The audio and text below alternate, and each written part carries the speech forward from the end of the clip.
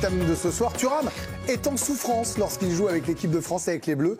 On pose la question, mais comment est-ce possible? Et on affirme que Marcus Thuram est en souffrance avec la France. Thuram, je vous le rappelle, c'est seulement 2 buts en 30 sélections. 2 buts marqués il y a 2 ans déjà. Le 7 septembre 2023, tout d'abord, on va voir les images avec son premier but, son tout premier but en équipe de France.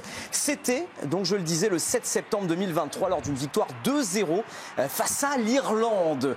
Ensuite, on se disait, ça allait continuer, ça a continué. 18 novembre 2023, il marque son deuxième but lors du succès record 14-0 contre Gibraltar. 18 novembre 2023, donc date du dernier but de Thuram en bleu qui reste sur 15 matchs de suite sans trouver le chemin défilé. Comment est-ce possible? Peut-être parce qu'il a été trimballé un petit peu partout sur le front de l'attaque et jamais installé par Didier Deschamps à un poste fixe. Sur ses 12 titularisations en bleu, c'est 6 matchs sur le côté gauche, 4 seuls en pointe et seulement 2 fois en jouant à 2 attaquants de pointe. Jouer à 2 attaquants de pointe, je vous rappelle que c'est là qu'il est le plus performant dans son club de l'Inter Milan. Mais au-delà de son positionnement, comment expliquer l'inefficacité en équipe de France, son inefficacité en équipe de France, alors qu'il est si brillant avec l'Inter? Le doute s'est installé et les chiffres, regardez, sont parlants. À l'Inter, c'est 18% de ses tirs convertis en but contre 5% en bleu. Thuram à l'Inter, c'est 46% de grosses occasions converties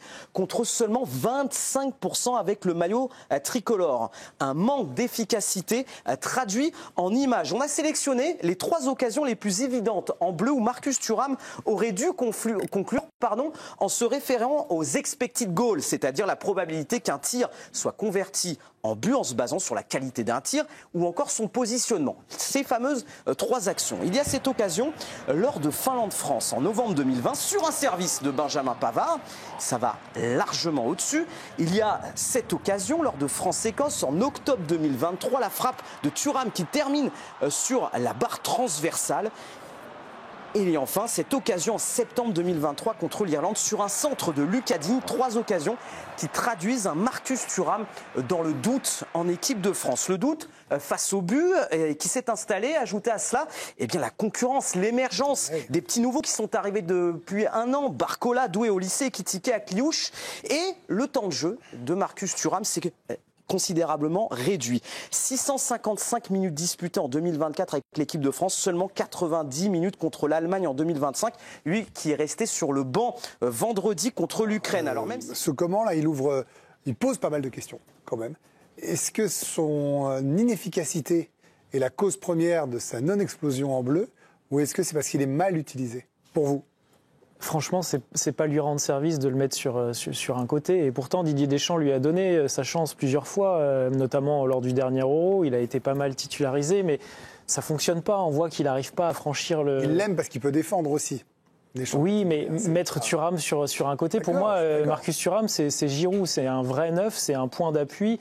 Je trouve qu'il n'a pas les qualités pour jouer sur le côté, il n'a pas les qualités de vitesse, il n'a pas les qualités de dribble que peuvent avoir tous les autres. Ça n'a rien à voir avec un Barcola, avec un Doué, avec un Dembélé. Pour moi, le train, il est presque même passé. Et Marcus Thuram, pour moi, est un joueur de complément. On a dit qu'on installait Mbappé devant, Dembélé explose en neuf, il y a Ekitike qui arrive, donc ça va être très compliqué. Je voulais réagir dans les actions montrées par Raphaël. Benoît, pour vous, c'est 3 buts normalement, là, les 3 actions? Au moins 2. Surtout la tête à la fin, là, où il est dans son jardin, il est dans la surface, il doit marquer parce que avec l'Inter, quand même, c'est un joueur majeur. C'est ça qui est très troublant, très décevant. Il y a un blocage. Moi, je l'ai vu faire des matchs à l'Inter, mais exceptionnels, qu'à lui tout seul, il te bougeait une défense, il arrivait à caler 2 défenseurs, il marque des buts. On le voit aussi souvent faire des gestes techniques qui amènent des passes décisives ou des buts.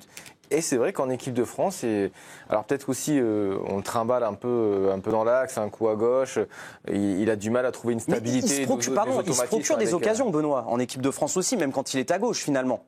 Oui, non, mais c'est pour ça que je dis qu'il y a peut-être un blocage à enlever pour Thuram. Mais c'est vrai que derrière ça pousse. Sur le côté, là il y est parce qu'il y a une blessure, mais si tout le monde est au rendez-vous, il y en aura même certains qui n'y seront pas, mais lui... il repassera pas dans les couloirs. Donc lui, sa place se jouera dans l'axe. Dans l'axe, il y a Ekitike qui arrive. On a vu qu'un Mbappé, il voulait pas bouger. Bon, Attention. Alors, on va aller voir Giovanni parce que vous avez un avis sur ça, évidemment, vous qui êtes notre suiveur des Bleus. Mais jouer à gauche, ça n'a pas toujours dérangé, non ? Au départ, il voulait même pas de ce rôle axial. En fait, il préférait jouer sur un côté. Donc, il a eu des discussions avec Didier Deschamps. Et moi, j'ai souvenir un match qui symbolise ça. C'est lorsque l'équipe de France, en novembre dernier, va s'imposer à San Siro face à l'Italie. Il y a un 4-4 de losange, d'ailleurs, qui n'avait pas été effectué lors de la mise en place de la veille de 2 rencontres. Donc, cette composition avait un petit peu surpris tout le monde. Il était dans un rôle axial. Comme Raphaël le soulignait, il avait eu pas mal d'occasions. Il n'avait pas réussi à concrétiser. Donc, je pense que Marcus Thuram, il y a un vrai souci dans l'efficacité pure, mais il a toujours une utilité en équipe de France. Il rend des services, il est disponible, il est indispensable au groupe de l'équipe de France. Donc c'est toujours pareil. Si on juge son rendement en bleu uniquement par ses stats, on se dit que c'est pas assez. Mais si on voit son apport réel et son impact réel, qu'il soit dans l'axe ou à gauche aux rencontres, il effectue toujours des bonnes prestations, Marcus Thuram. Après derrière, Cherki va revenir. Derrière, Dembélé va revenir. Derrière, Doué doit revenir. Et Kolo Muani peut-être. Oui, et Randal Kolo Muani, s'il te fait une saison intéressante du côté de Tottenham, ça peut aussi bouger.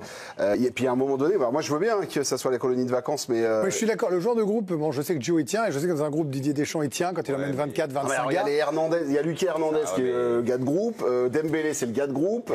Thuram, Maignan, c'est le gars de groupe. Alors vous n'êtes pas le gars de groupe, vous voyez comment vous êtes. J'ai l'impression. À ce poste-là, tu peux plus.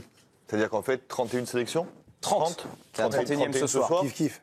2 buts, dont un contre Gibraltar, où quasiment tous les joueurs de champ marqués. Donc je mets Gibraltar de côté, vous allez m'excuser, mais voilà. Donc un but qui a compté, donc j'enlève Gibraltar, 29 sélections. À un moment donné, même si t'es un bon gars, ça va pas suffire. Oui, mais ce qu'il fait avec l'Inter, la passe qu'il fait contre le Bayern, la façon dont il joue avec Lautaro, il vaut ça, son niveau, c'est ça. Je pense que, je suis désolé, Lautaro Martinez rend Thuram très très bon.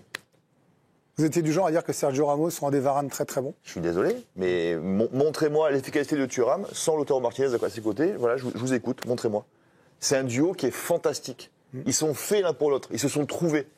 C'est génial. Moi, je regarde l'Inter que pour eux. Enfin, c'est les deux, comme ils jouent, comme ils combinent, comme ils se sentent, sans se regarder, sans un mot, dans le dos. C'est magnifique. Mais Lautaro Martinez, malheureusement, il n'est pas encore français. Je crois que c'est mal barré. Oui, là, je crois que c'est un peu tard. Non, c'est foutu. Ouais. Donc, c'est aussi l'histoire d'un joueur qui cartonne en club avec un joueur qui lui correspond parfaitement en binôme. Et ce joueur-là, il ne l'a pas en équipe de France, ou en tout cas, on ne lui met pas en équipe de France. En tout cas, Didier Deschamps, dans sa communication, il a toujours pris sa défense, parce que vous doutez bien qu'il y a eu beaucoup de questions autour de l'inefficacité de Marcus Thuram. Et pas plus tard qu'hier, le sélectionneur des Bleus a encore manifesté toute sa confiance et tout son soutien. Il a fait beaucoup de bonnes choses, mais il lui a manqué, c'est ce qu'on attend d'un attaquant, l'efficacité. Même s'il a eu pas mal de situations, d'occasions, c'est là où il a une étape à franchir. Je sais que je peux compter sur lui, que ce soit pour commencer ou pour rentrer, mais pas de souci avec Marcus.